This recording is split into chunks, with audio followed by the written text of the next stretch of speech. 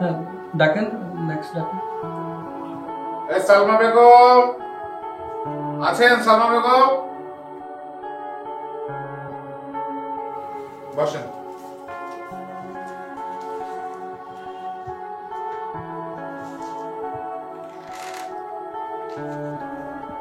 রফিক, তুই? কি বলছেন এসব রফিক?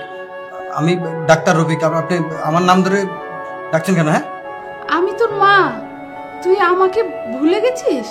চিনতে পারছিস না আমাকে? কে আমার মা আর কে আপনার সন্তান?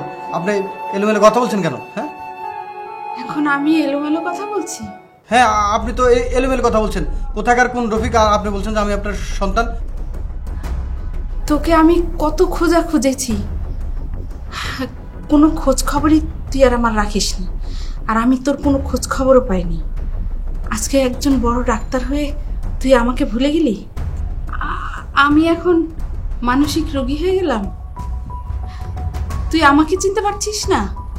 তোকে মানুষ করতে আর তোকে এই ডাক্তারি পড়াতে আমার কত কষ্ট হয়েছে, কত মানুষের কাছে আমার ধার দেনা করতে হয়েছে, সেগুলো সব ভুলে গেছিস?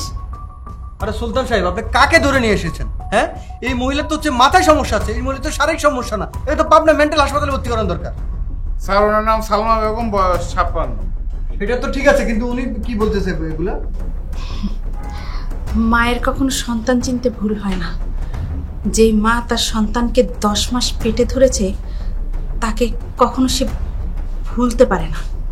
তাকে চিনতে তার কখনো ভুল হয় না।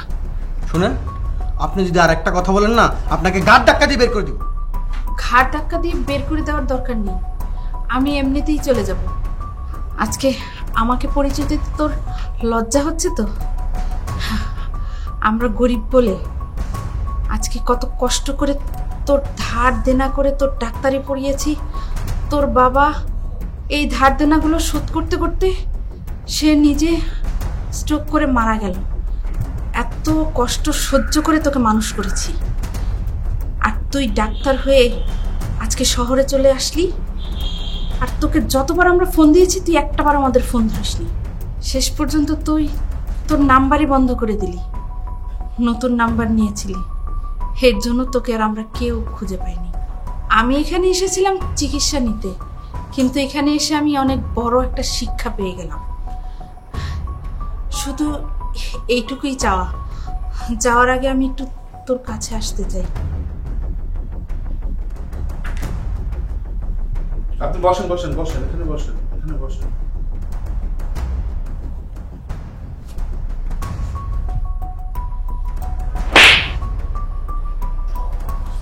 তোর মতো এরকম কুলাঙ্গার সন্তান আমার দরকার নেই। তোর মতো সন্তান যে কিনা বাবা মা গরিব বলে তাদের পরিচয় দেয় না, খোঁজ খবর নেয় না, ওই ধরনের সন্তান আর আমার দরকার নেই। আমি সেই দিনই তোকে কবর দিয়ে দিয়েছিলাম, যেই দিন তুই আমাদের খোঁজ খবর নেওয়া বন্ধ করে দিয়েছিলি, আমাদের ফোন ধরা বন্ধ করে দিয়েছিলি। আজ থেকে আমি যেরকম একা ছিলাম সেরকম একাই থাকবো। তোর মতো সন্তানের আমার প্রয়োজন নেই। আমার সন্তান মারা গেছে, রফিক নামে আমার কোনো সন্তান নেই। তোর মতো কুলাঙ্গার ছেলে যে আমি জন্ম দিয়েছি, এটাই আমার পাপ হয়েছে।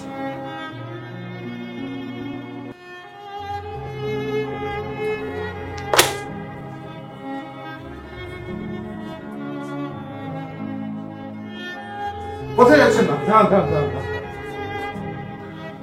শুনেন, মন খারাপ করেন না।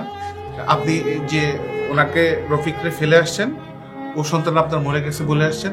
আজকে থেকে আমি আপনার সন্তান, আমি আপনার সন্তান, আমি আপনার সাথে থাকবো। ওনার চাকরি বাকরি সব ছেড়ে দিয়ে চলে এসছে আমি। আপনি আমার সাথে থাকবেন। ওই সন্তানকে আপনি কবর দিয়ে দিয়েছেন, আর সারা জীবন এই সন্তানের সাথে থাকবেন। আজকে থেকে আপনি আমার মা, আমি আপনার ছেলে। চলেন আমার বাসায়, চলেন চলেন।